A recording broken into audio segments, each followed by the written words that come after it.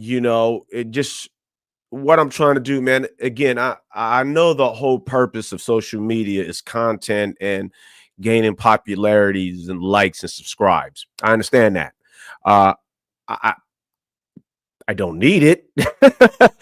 As you know, I think I do need it if I'm trying to uh, win or attain what I'm trying to do in this community, in this society, in this social contract that we are living in. So the social contract, before we get, the social contract is from, old philosophy, folks who at some point or another pondered on the thought that as humans, never mind your ethnicity, your nationality, your creed, what the exterior of you may look like.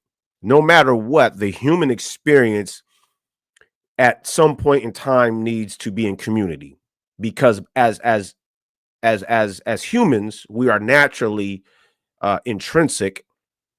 We are intrinsic to the fact that we are intimate. We are in close quarters. We need other humans to survive. We need that interaction.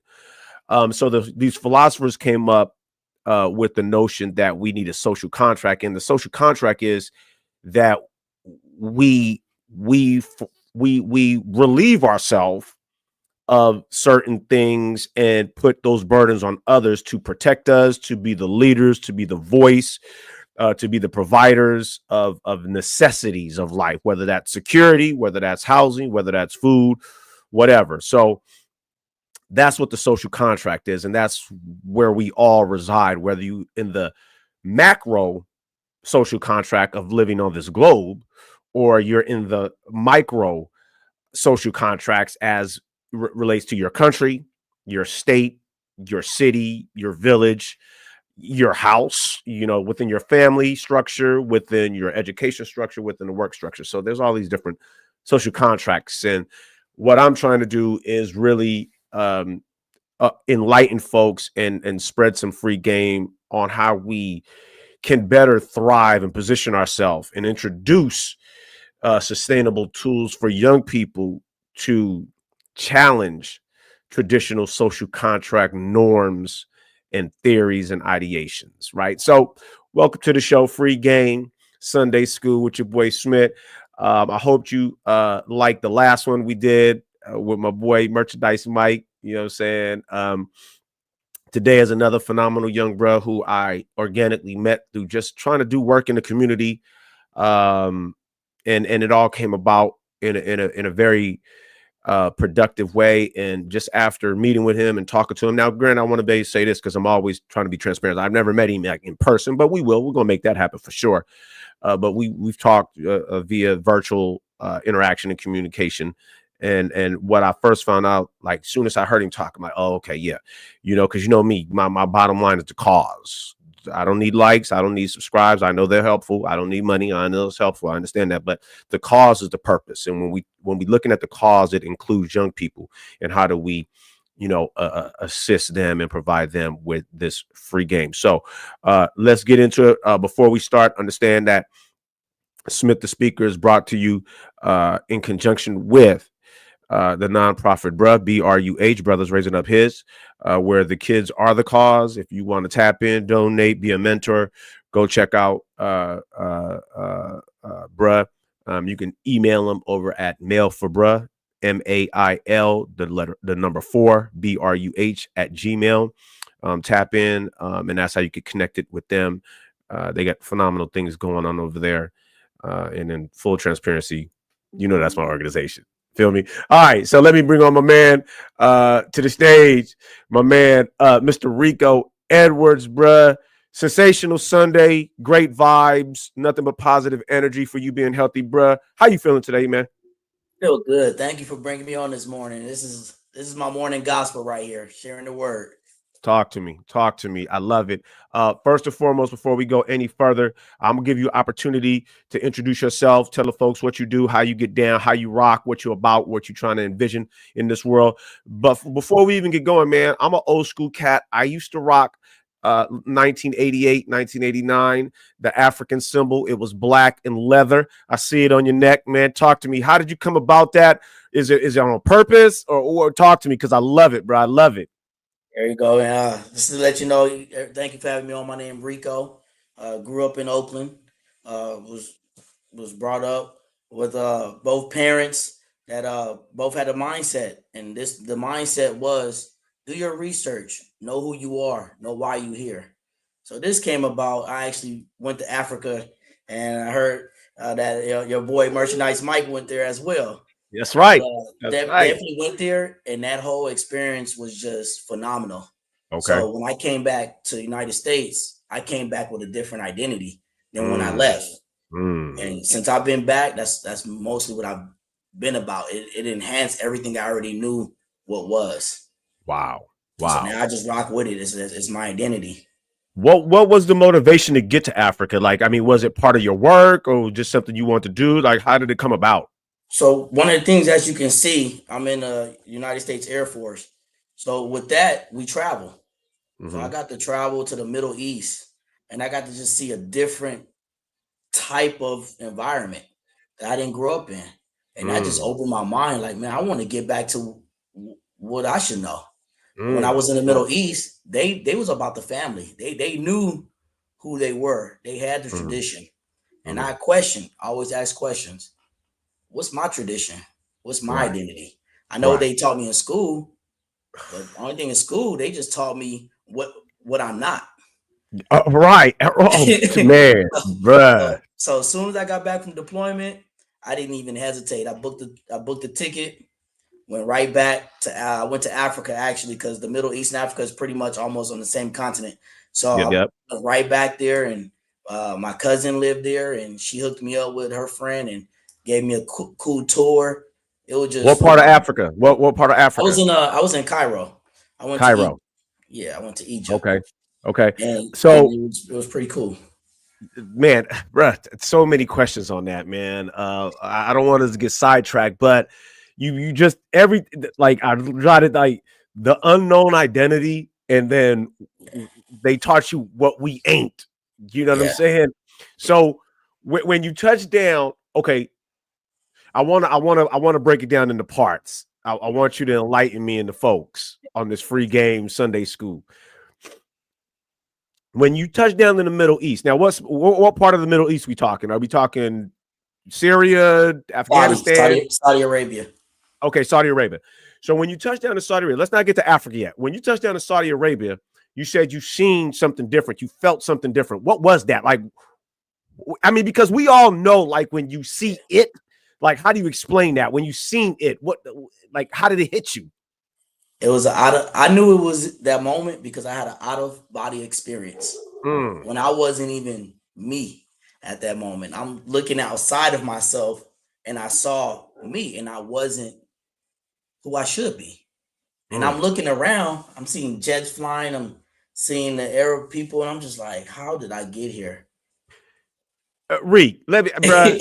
No, and I'm being, hey, bro, I'm being real because we have to acknowledge and recognize some things. What you just said, a lot of bros ain't going to subscribe to. I know that because I used to be that way. When you Right. say you had an out of body experience, bro, like you touched down into some place you had never been, and now you have this experience. Be real, bro. Be real. Before you went there, if someone told you exactly what you just saying to someone, would you believe it? I wouldn't know how to comprehend it, to be There honest we with you. go. I wouldn't even be able to comprehend, and that's what I felt coming back. And let me take it back a little bit Let's about go. what I do. I just want to bring it back just a little bit, if you don't mind. Yeah. You know, growing up in Richmond, right over there in Barrett, and then that environment, just seeing how everything looked, that looked normal to me. And but what was different was the parents, man. You don't understand how important parents is, and not everybody's fortunate, especially youth. I didn't realize until I got older when I started talking, and I realized people wasn't comprehending. And my mom said something that was so deep. She said, son, the game is not meant for everybody. Some people are born dead. Some people are born alive. Sometimes you just got to just know who your audience are. And like I said, my parents, we grew up from nothing, but they had the mindset that was wealth. They gave me that mindset and that ambition. And we carry that through Richmond, through Oakland. I've had all my friends, some banging, some educated, some, Oakland got a variety of people that you run into. And it's your choice on which path you want to run into, that you want to go down.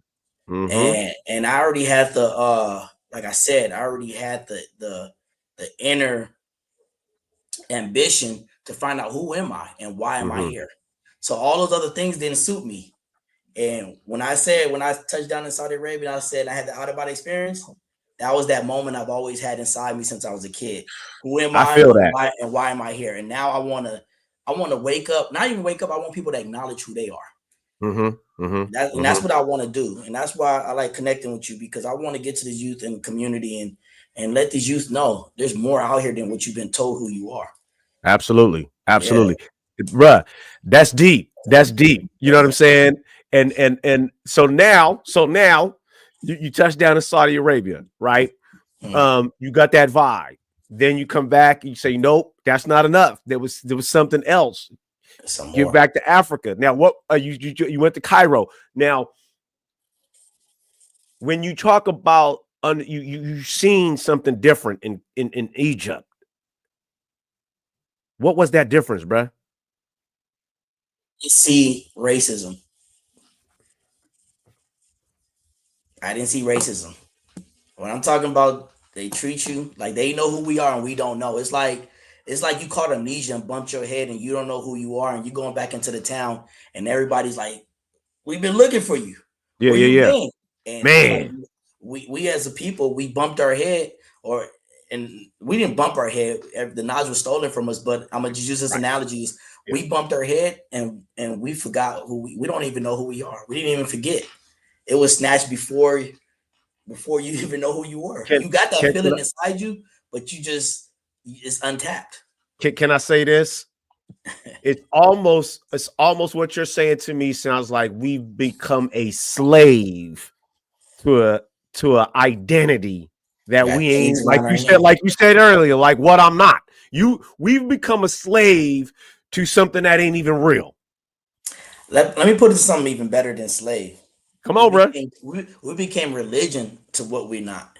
It's more like a religion, because when you try to talk to somebody about themselves, they'll go against you so quick and fight you. I've seen so many people fight me for me trying to just pass the word to them. And I was just like, this is not even enslavement at this point, because some slaves would try to run away and some wouldn't understand, like, hey, there's nothing better out there. This is religion right here. Come on, man. Talk pregame Sunday school. Yeah. You look at every man. Look, bro, you done took me there now. So a slave would run away because they know this ain't right.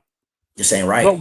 But we are so conditioned and brainwashed to think this is how we are supposed to live.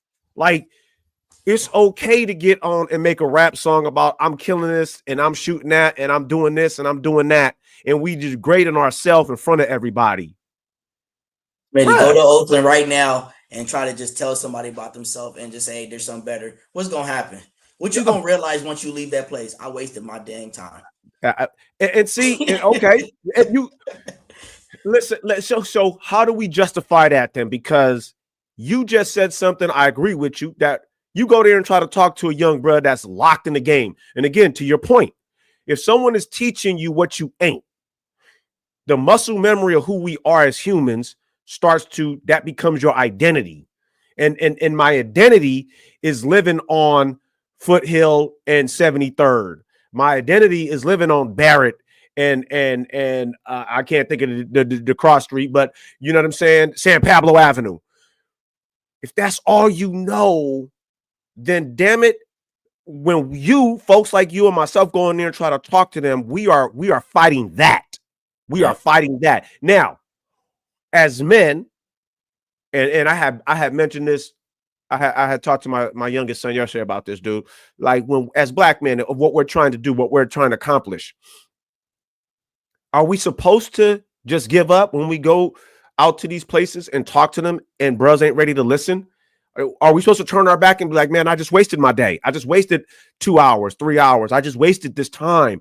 Like, how are we supposed to stay strong in our commitment and our belief to say, no, bruh, I'm gonna be back here tomorrow to tell you the exact same thing. Like, how do we do that and not give up and be disappointed? You know what I'm saying? And frustrated. I hear you, and this is the first thing I think of. If everybody had that mindset, you and I wouldn't be thinking the way we thought, because this has been like this since the beginning of time.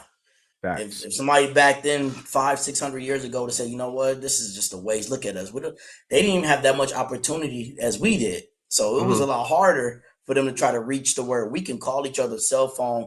Like I said, we haven't met in person. We will, but we can call each other and speak the word.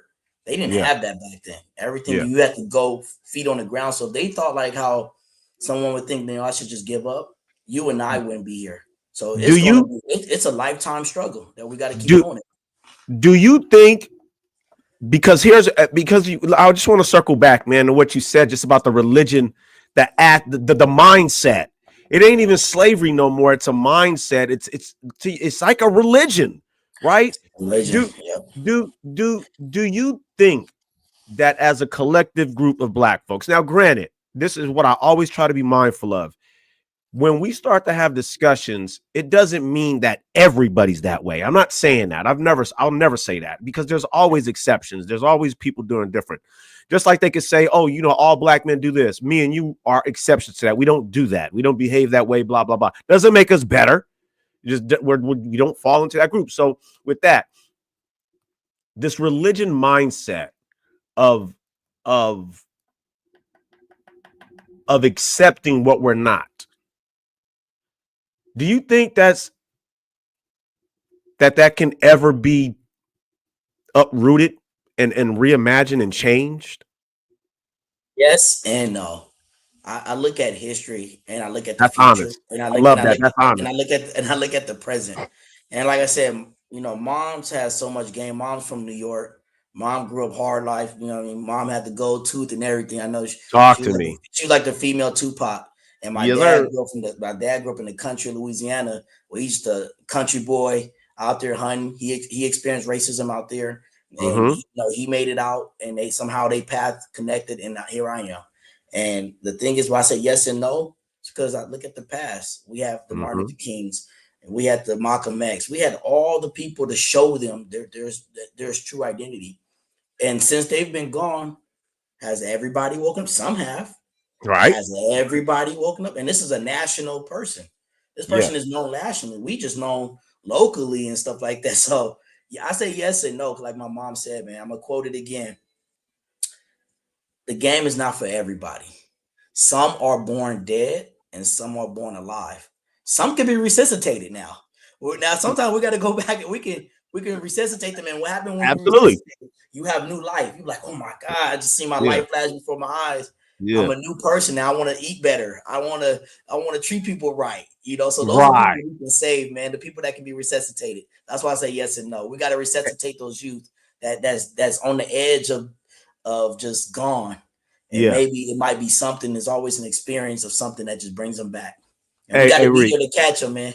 the greatest thing about what you said, man, and I want to make sure that I verbalize it, is that you were so honest to like, yeah, it's a yes and it's a no. And a lot of people want to be politically correct and be like, oh yeah, full yes we can, or full no we can't.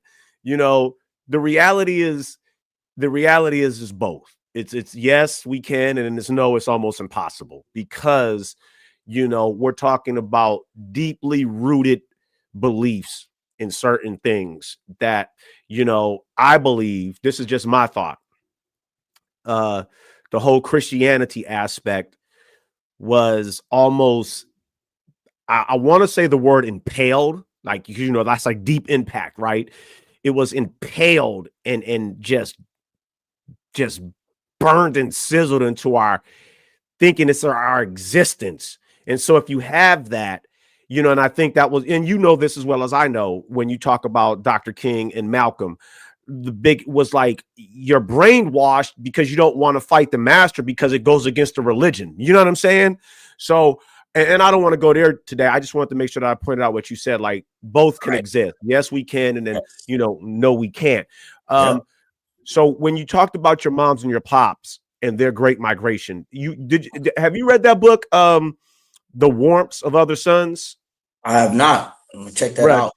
Tap into it. It speaks of the great migration of Black folks after the Civil War, emancipation through segregation, Jim Crow, and basically it shows I highlights the specific pipelines that took Black folks from the South to different parts of the country, whether it's the East Coast up to New York, New Jersey, that location, or to the Midwest, to Chicago, Milwaukee, which I did not know because, like you said earlier, they teach us what we're not. I didn't know we had a large migration of Black folks in Milwaukee, Right. Detroit. You know what I'm saying? Like Yes. these places, right?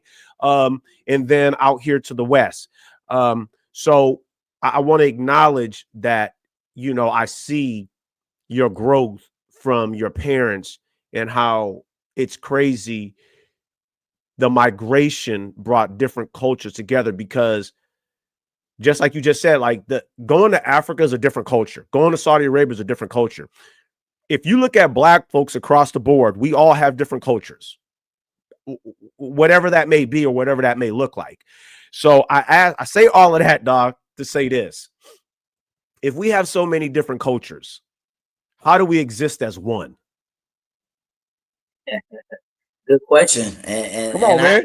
and that's a good one. I'm glad you asked that. Understanding. And I like what you said before last week. Transparency. Like you gotta be transparent and understand. That's the interconnection right there. That's the cyber link for us.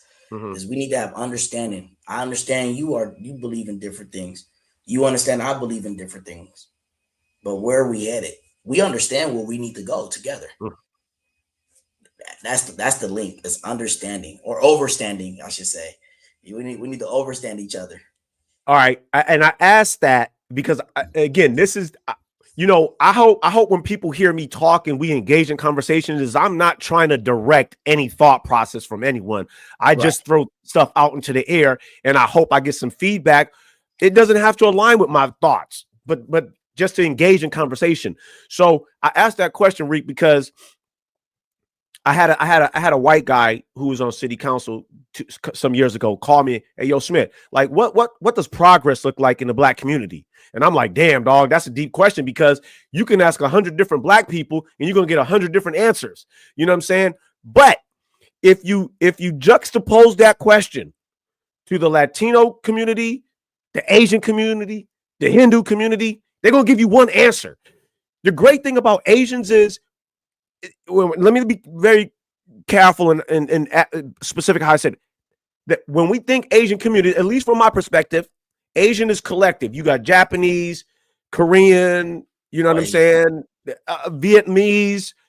They understand that they are part of the Asian Pacific community. Yes.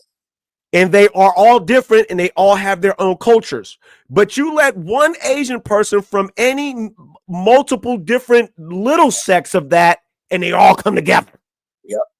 Now, when we, and I'm being very specific here, when we as Black folks, whether we are Black Jews, whether we're Black Christians, whether we're Black Baptists, whether we're radical Blacks, whether we're middle of the road Blacks, we will not come together. We just gonna be like, oh, that's how they act over there. You know what I'm saying? Man, that's their business. They ain't got nothing to do with me. Absolutely. And that's why I'm staying out of it. And to your point, to your response to my question about like how do we get, it's a yes and a no because of just that.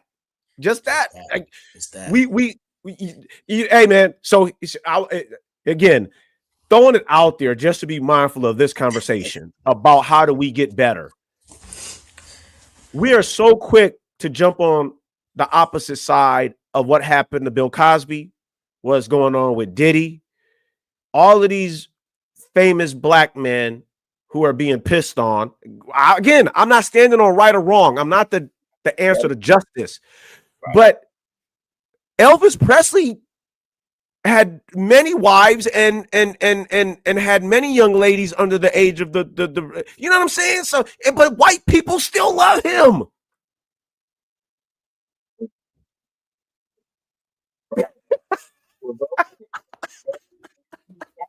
Mechanics like us, man, we're broken and we need technicians and mechanics to get us our mindset. It needs to be reprogrammed. We need to be Mechanic. reprogrammed, and the only way that we could be reprogrammed is if we take a group of people a little bit of time and go Hmm. to the Africa and let them get their own experience and let them see that we all are connected. Hmm. And Hmm. you can't educate somebody in their environment that they're in because as soon as you leave, they right back to what they got to do to survive. You got to take Absolutely. so to go back and answer your question, like, how can we do that?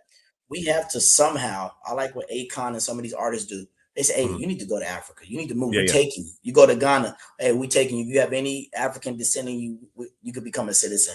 That is mhm, they. Oh, actually, the pathways are out there for yeah. you to go do those things. We need to get the youth and adults because it really start with the adults too Absolutely, to absolutely. get them to say, hey, let's go ahead, let's take a field trip. A lot of people don't even leave the state. You know what I'm saying? So That's crazy. I, I wanna address what you just said, and let's unpack it real quick because I still want to talk about your entrepreneurial skills. When you talk about the pathway back to Africa, because they're there. Like if you want to get the citizenship, you got the folks like, and I shout out to men, African American males, Network Education and Development, which I'm part of. They just took like 300 bros back to Ghana this past October. It, how do we expose youth to these opportunities? Because the school and you see what's going on the federal level with the suppression of what can be learned in school, book banning. You can't talk about this, you can't talk about that. So how do we expose young brothers and young sisters to the possibilities and the opportunities to go abroad, to go back to Africa, to visit, to see? How do we expose them to that? Like what you just did, you just shared some light that a group was taking 300 young brothers to Ghana. That we got to expose those. We got to put them out there in the front page. We need to have our own newspaper like the Black Panthers used to have. We need Say to have that. our own articles. We need to Say have our that. own subscribe to this. It don't even have to be paper. It could be digital. Yeah. Subscribe to this, and it has your daily news and your daily broadcasts, things that are events that are coming up. That would be something real dope to do. To get into, Then there you go. Hey, Reek, you just did your work for you. Hey, be on the lookout for Reek's Black to Africa journal.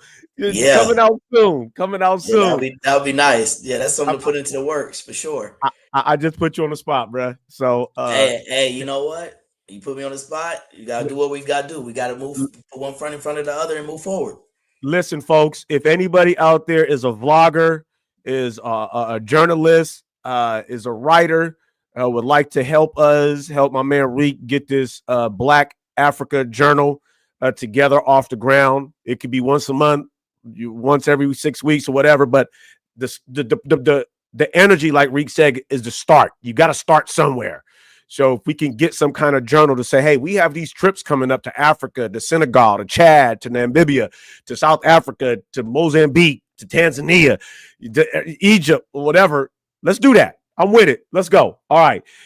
Hey, Reek, thanks for the Africa, the energy, man. I needed that. My I needed friends that. over there. I got friends over there, so we be completely safe. They know the area.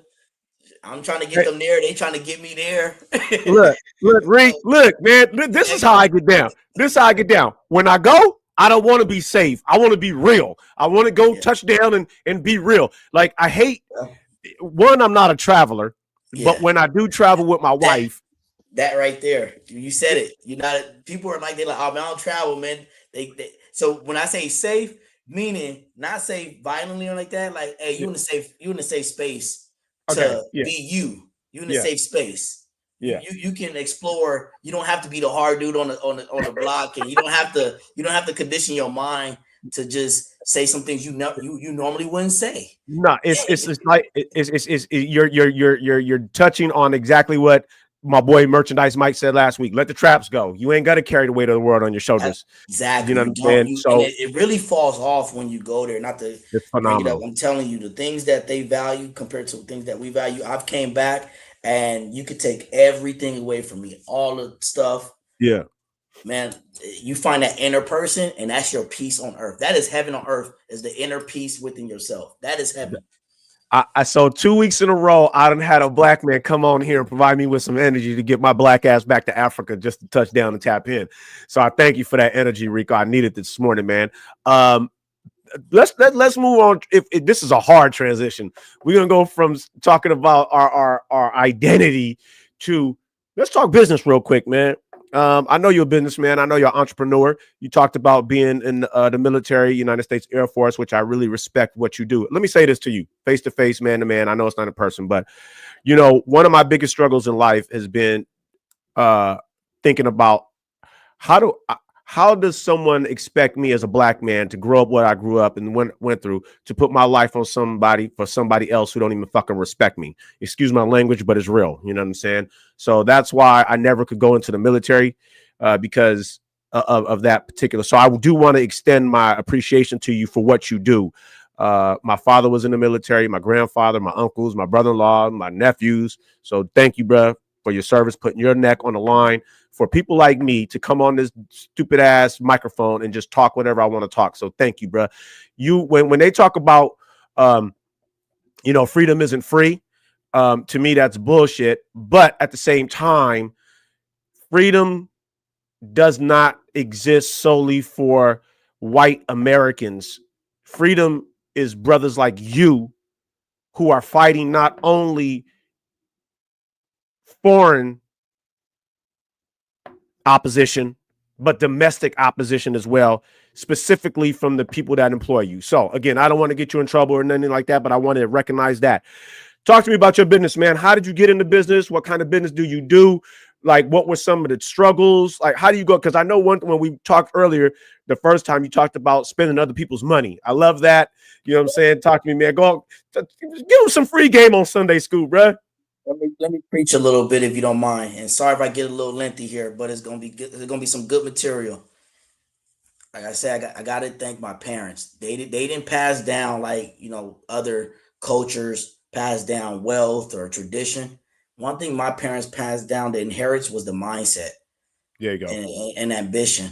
I mean, as a kid, grew up in Richmond. I remember asking my dad, "Hey, Dad, can I get a Snapple from the store?" He said, "You got Snapple money?" It's like, I'm only 8 years old. What you mean? Right, right. What you mean? I'm only 8. And he said, you got to work around here, son.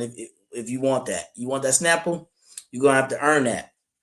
So from day one, it was all about earning, learning, earning, and then return everything that I just did. Right. So my pop and my mom, man. My mom was a property manager out there in Richmond. My dad was an HVAC technician for BART at the time, and it's just those two right there, sending them hard work day in and day out. They didn't give us anything. That's where my pop was just so hard, military dude, Marine, country boy. My mom was Brooklyn, hard, don't back down from nobody. Don't be scared. Don't apologize to nobody. What you said is what you said. Just as long as you articulate yourself, accordingly to get your point across. And my dad, man, had a property. He bought a fourplex. At times where that wasn't normal. My dad went to the military. He took advantage of all the opportunities. He taught me how to talk. Every time we went to a store, he said, "Son, you see how I talk to those folks? See how I present myself? All that stuff is going to help you because you already got 2 strikes against you. One, you black. Second, they think you don't know nothing. Mm-hmm. So don't give yourself a third strike." And he's telling me stuff at 9, 10, 11 years old. And at that time, he's just telling me, I'm just happy to hang with Dad.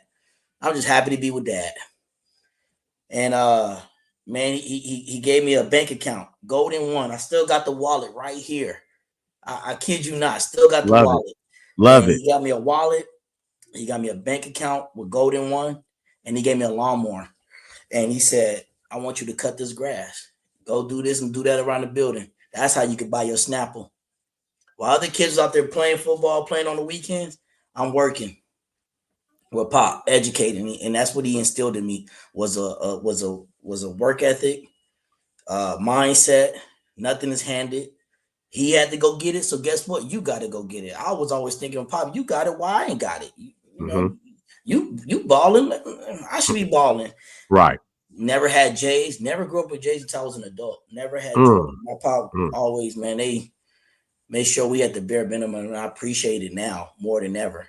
So just to fast forward now to present day, man, I carried that with me, man. Just having that work ethic, always get in mind, always thinking outside the box on how I can get it. Because I just realized how much obstacles there are out there when you are trying to get it. There's so many obstacles. The number one is not having the knowledge, not having the resources. Mm-hmm. Third is how do you get that now that you don't have those things? So, I started there and then I got into property management. My mom, like I said, she was a property manager. My pop owned some fourplexes. He was good with his hands. He let me work HVAC. He went to Sequoia at the time. And then when I got out of high school, Pop said, "Hey, it's time to be a man. What you want to do?" "Man, Pop, I think I want to be a barber. Pop, I want to be a fashion designer." Right. He said, "Look here, boy. I let you stay with your mama and all that stuff, but now it's time for you to let's get into some business." And I was like, "Why would you shut me down like that?" I felt shut down. I felt like Pop wasn't really letting me find out who I am. He said, "Look here, boy. I ain't gonna be here to hold your hand. I'm gonna help you have a skill to be an asset. You need to be an asset. Then after you get the asset money and everything, then you can go venture off and do what you want to do." That was his philosophy for Mm-hmm. me. I'm not saying it works for everybody. Absolutely. That's all I was dealt with at that time. Mm-hmm. He said, "Go to school for HVAC Wildtech in Fremont." Went there, was intimidated. Everybody was older. Everybody had the beards and gray. I'm like, "Man, what? I'm 19." Yeah. Yeah. And that right there, man, it did. And I do HVAC to this day, and that's how Yeah. I got here. And like I said, my mom doing property management, my dad owning fourplexes. That's how I got to owning property and owning duplexes in Richmond and all over, just doing property management. And I work at BART, like I mentioned earlier. My dad Mm-hmm. worked at BART, so I just kind of just say, you know what, the path is there. Let me create my own identity in that path. I don't want to be Mm-hmm. my pop. I don't want to be my mom. I want to be Rico, but that path is there. So I took that path, and now that I have that foundation, I can go travel whatever path I want. I can go Right. be a barber if I want to right now. I can go do a fashion design. I can go do all that stuff that I want to do. I can go to Africa, travel when I want. So that's how that came about. That was the Mm-hmm. origin of the business mind. And Hey. it was a tough road, man. I'm telling you, because they did not hold my hand. I thought when I got into it, "Hey, Pop, I'm about to start getting to this. Hold my Yeah. hand." He said, Yeah. "Nah, son, go out there and do it." And I still to this day disagree with that.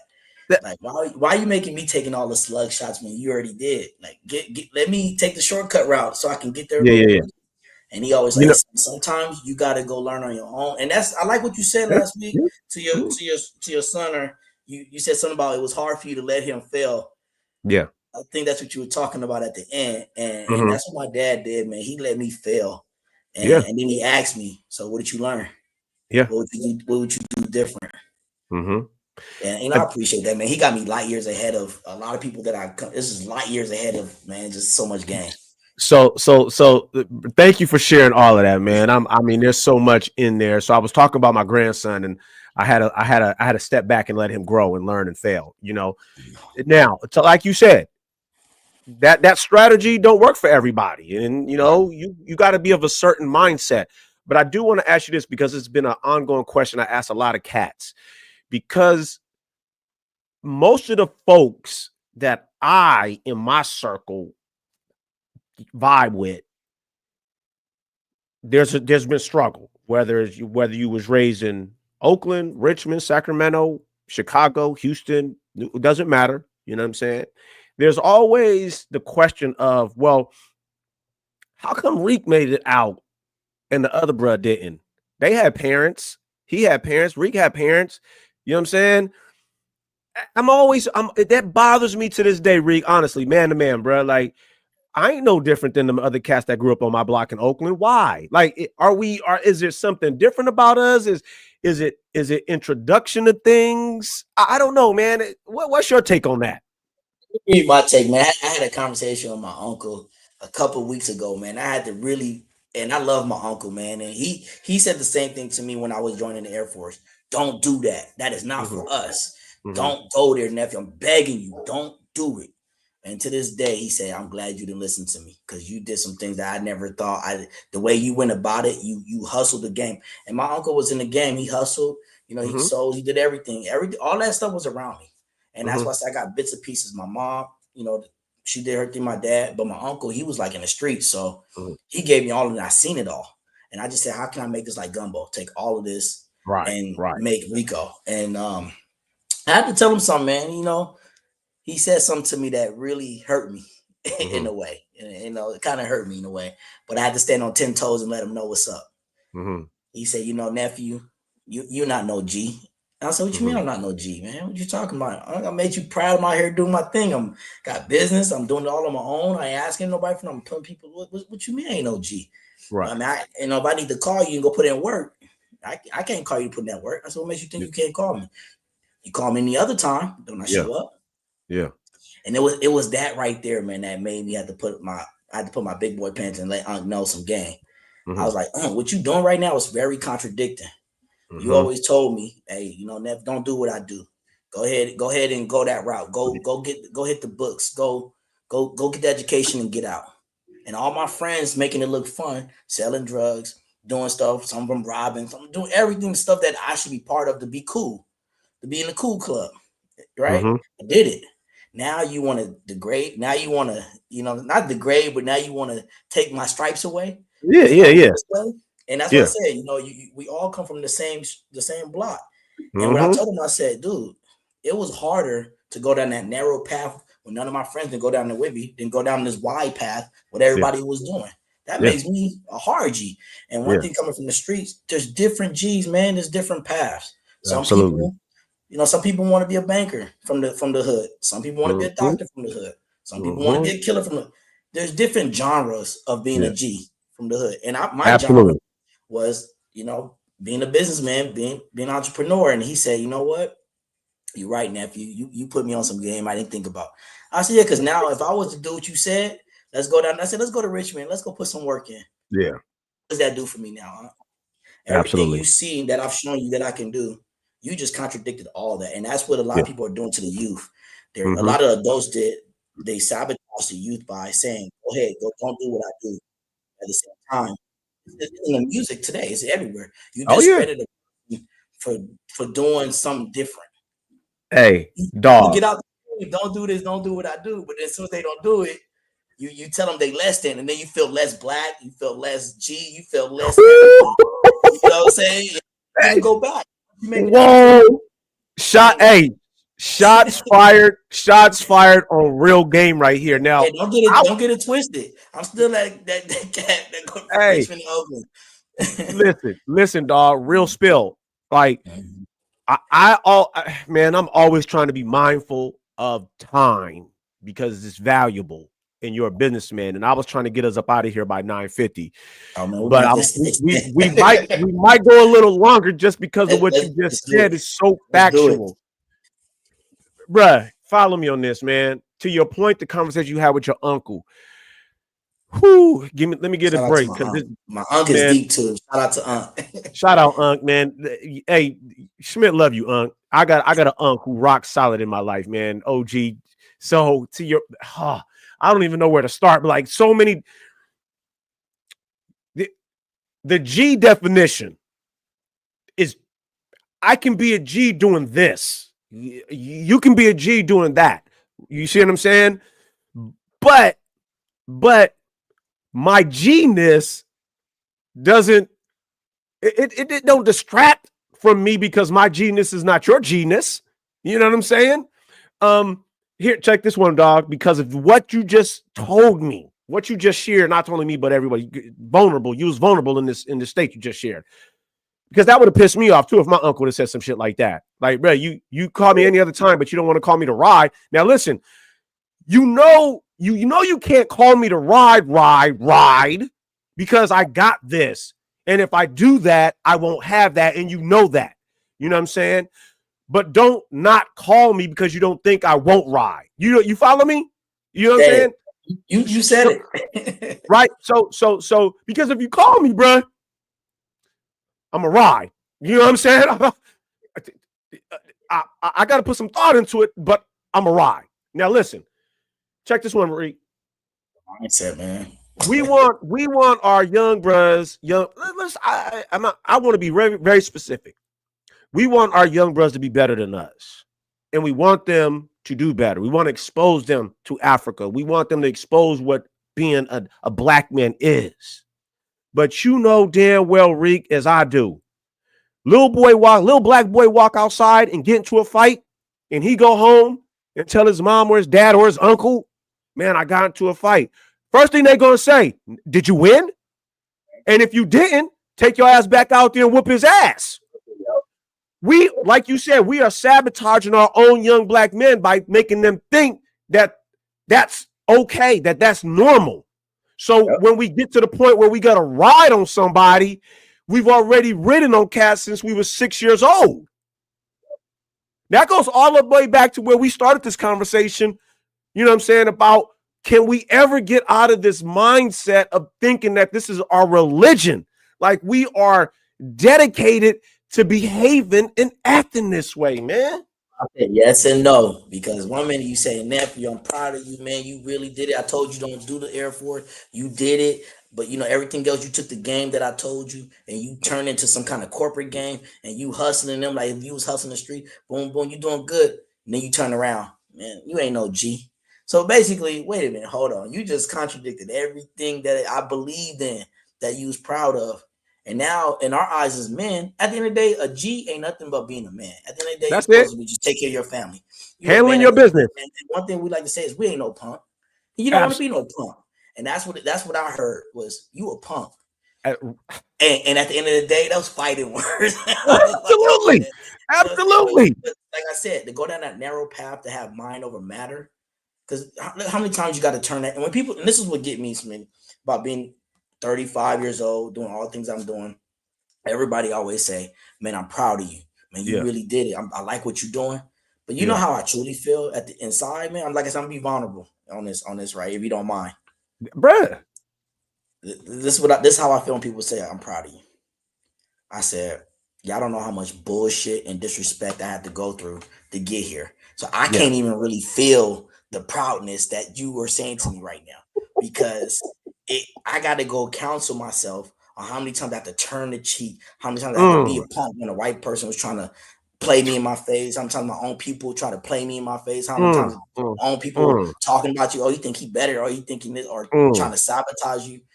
Everybody trying to sabotage you. Like my dad said some shit one time, man, excuse my language. My pop said, it's all good. My pop said, son, spend other people's money, save yours. Because at the end of the day, everybody's trying to separate you from yours. Yeah. And I was like, Pop gave me so much game on that one. And it's something to me since I was 12 years old. He said that. And he also said one more game. He said it. Every decision you make is going to dictate whether how you live or how you die. Say that. And he says, no sense of lying to people, because you're only lying to yourself when you do that at the end of the day. So to go back to saying us being a punk, all the stuff that was instilled in me from my parents' mindset, ambition, I got my uncle, I got other people, I got my friends, I got all these other people. I ain't no punk. And I had to make a decision at the end of the day. And that's what these youth are making every day. They don't want to be a punk. They want to absolutely. And that's the difference. Nobody wants to be a punk at the end of the day. Everybody want to show themselves. Look at Tupac. He got killed because he made a decision to show that he's not a punk, that he can rock. Absolutely. He rocked, and now we missed a very valuable person to our culture, man. It's just crazy. And like I said, I chose the narrow road. The narrow road is you by yourself. And when you get to the top, dude, it's nobody. Look, I'm here solo bolo out here in California, man. You know, it's a proudness, and it's also a sadness. Yeah. When they say you made it, because not everybody gonna be there with you. Dog, I cannot express to you how valuable what you just said hit me in my soul, because I think the exact same way. I had to endure, and again, this ain't about me, but obviously you share the same kind of feeling, and I'm sure it ain't just me and you. I'm sure there's other brothers out there who had to endure some shade from our own circle, motherfuckers we love and we trust, so we could do something different. You know what I'm saying? From my own circle, I heard, Smith, Why you live way out there with them white folks? You think you better than us? You know what I'm saying? Like, let me go a little bit more deeper. Let me just be hella vulnerable, Reek. To your point exactly, man. Look, for the time I was 12 years old, this was before the internet, but for the time I was 12 years old, I was told I was going to be killed by another black man before I was 21. I'm growing up on the streets of East Oakland where crack is there, AIDS is there, violence. You know what I'm saying? You know how many fights I had to walk away from and punk up because I was hell bent, Reek, on like, nigga, you ain't gonna kill me before I'm 21. I'm getting up out of here before I'm 21, and you ain't gonna kill me. I'm my mama's only son. You know, so I'm sure there was times when people looked at me like I was a punk or I was scared or whatever. But that shade I had to take from my own community to become the black man I am today, to be here, to be present, to have brothers like you on, to help me therapeutically unpack some shit so me and you together and these other black men can help these young brothers that's going through what you and I went through and these other. It's a cold game, dog. It's a cold game, man. So thank you for bringing that out. Let me go a little deeper with that. Now look what we're doing. The people that have to take so much shade, so much disrespect from our own community. Look at the unconditional love we have to try to go back to the community. Look what we're doing today. Look what you're doing every day. Look what we're doing. Look how much unconditional love that we have for our people. Because you have so much unconditional love. Like I said, you grew up in a time where it was rough. rough. And it's not easy, dude. It's not easy. People don't understand it. Being a black man or black person is not easy. That's the right there. You should just get a pat on the shoulder. Thank you for your service for being a black man, just on that part. Say that. And a woman too. And the thing about it is, you went back. You going back to the community. No matter of fact, let me not even say go back. You never left the community. You still have the community in your heart to that bring that circle of life. And you could easily like, man, forget them. Them dudes stupid. They don't even know what's out here. I'm about to save this up, protect my family, and just feed my family. And that's it, man. You could look at the next person and be like this, listen to them talk. Man, this dude's stupid. And I'm gonna just let him believe it. And we could be in Africa. You and me, brothers like you and I, who turned the other cheek. Hey, man, I appreciate you. This is why when you come across people like us, we when we grip it in, really grip it in because we understand. Like, man, thank you. Thank you for showing me I ain't the only one that did this. And we hug and we smile. We spend a lot of time talking about the community, but we can spend more time. We're really spending more time healing each other from all the disrespect that we had to go through, or everything we had to endure to be here. It's crazy, man. Just take it a little deeper. No, free game Sunday school, baby, at its finest, right there.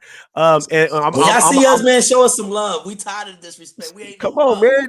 Hey, lock me in. You know, hey, and I'm gonna start us getting to close us down real quick. But I want to say this to your point about like when what we endure as black men, and then how we may perceive because we don't act in a certain way or follow or subscribe to a certain ideology. So I ran across a bruh maybe about last year. I got my grandson right here. Yes, sir, grandson. Yes, you can, but you got to be quiet, okay? So I ran into this solid young bruh. I think it was last spring, and me and him got to chopping it up. Shout out 100 Black Men. I see y'all. They in Richmond too. You know what I'm saying? But me and him, at the end of the day, he did some time, a long time, like almost a half a century.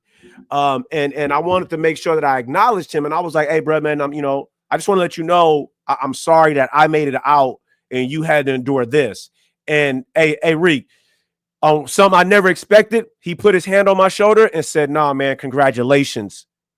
Like, this man just did hard time and he's congratulating me. Like, you didn't fall victim to this. You know what I'm saying? Like, almost like he sacrificed for me, man. I was tore up for the next 48 hours just by that. You know what I'm saying? People don't understand being in that cell. When I went through boot camp, I'm gonna tell you, I went through boot camp, and you got somebody telling you what to do, when to wake up, how to do yelling in your face. I said, this is anything like jail, just anything somebody telling you to do 24/7, and you in a small group, we showers, all dudes, and I'm like, dude, if jail is anything you excluded from the world, Right. I'm never going. I'll be a Say punk. that. Like, you're a punk. I'm a punk today, and Say that. I'm gonna walk that way because Say, you. You hey, know, hey, and like I Reek. said, there's no such thing as freedom. We pay for conveniency, man. That's one thing Thank about you. here in America. We're not free. We convenient because you see what they do with COVID. If you don't Yep. take this shot, you don't have your job. If you don't do this, so they can put the whip on us at any time. Is we paying for conveniency. We can Yes. go to Starbucks when we want to. We can go here when we want to, as long as it's convenient. And that's how I opened this show about the social contract. In this social contract, we pay for some securities, some conveniency. You know what I'm saying? So Some almost complacency, like we don't have to worry where our water comes from, and is it safe for us to consume? You know what I'm saying? So you absolutely hit the nail on the head.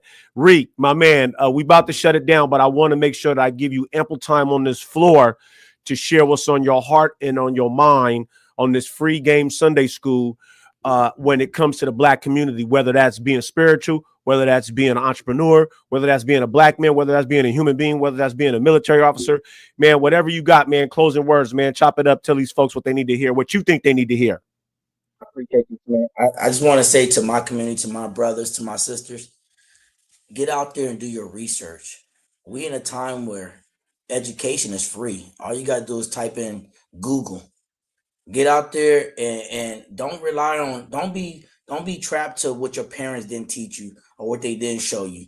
Don't be trapped to what your friends is doing. Don't be trapped to what everybody in your neighborhood telling you what you should be doing. Have a moment with yourself, talk to yourself, counsel yourself, and just go on Google and do the research. And all you need to do is put one foot in front of the other. And one thing is going to be scary. Don't look at failure as a setback. Look at it as a hard friend in your corner telling you what you're not good at, and become good at it and work towards it and enjoy the journey. That's the best thing I could say from where I came from. I appreciated the journey, because once you get to the destination, all you're going to have is people yapping. You think you better, you think you this, and how'd you get there, blah, blah, blah. It's the journey that's really fun. So I just want to say on the spiritual, follow your instinct. Follow your instinct on everything you do. If somebody say you can't do something and your instinct saying you could, do it. I pretty much, long story short, I drafted me into the military. The recruiter saw a tattoo on my chest. He said, "Oh, you can't get in. You got a tattoo on your chest." He already signed the paper for me to go take the test. My mind was already sharp and determined that he was not going to change the trajectory of my life. I took that paper. I said, "Can I take this paper and let my parents know that I'm at least trying to do something in my life?" He said, "Sure, go ahead." Man, I got in that car. I said, "Okay, I got to be at MEPS at 7 a.m. on Thursday." I took myself there. "Hey, what happened to your recruiter?" "Oh, he got caught up with another recruit. He just told me to come in. He's going to be here any minute." Man, I took that test and passed it. I said, "Hey, what about my tattoo? What about it?" And I got in the Air Force. What about it? So what I'm trying to say is, don't let nobody stop you for what you're trying to do. If you have a vision, if God or whoever you believe in or what you believe in, and still program you to have a vision of who you want to be, isolate yourself from everybody who don't share that same vision, and do what you got to go do. And when you go back, be an inspiration to somebody else. And that's what it's all about. Say that. Reek, bruh, man, I appreciate you. I love you, bruh. I You too, cannot man.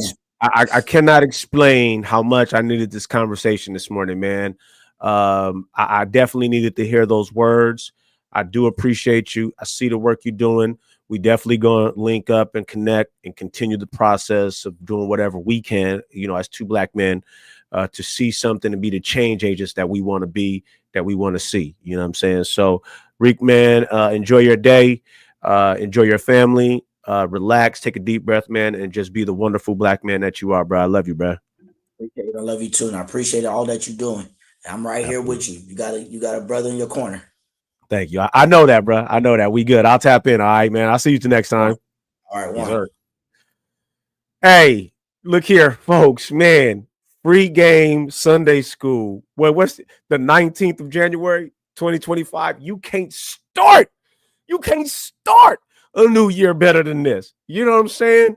Like, look, man, what you just heard, what was it, 40, 50 strong minutes? 50 strong minutes of a Black man just pouring his heart and soul out there and trying to how we get better and recognizing some things internally, you know. some of the things I've come across lately is just the education system when it comes to black men, young black boys, and how they begin the isolation process, whether it's through, special ed, IEPs, 504s, whether it's being removed from the classroom because we can't stay still for however long they want us to, or it's because we can't hold our pencil correctly, or whatever the case is. What we have to do as black men is be responsible for that. And it starts with us and me. I have to be accountable. How come I didn't become a teacher? How come I didn't, be more present in the schoolhouse where other young black men needed to see me in a position to let them know that it's okay to be you, that it's okay to, like Rico said, learn what we're not. We ain't that.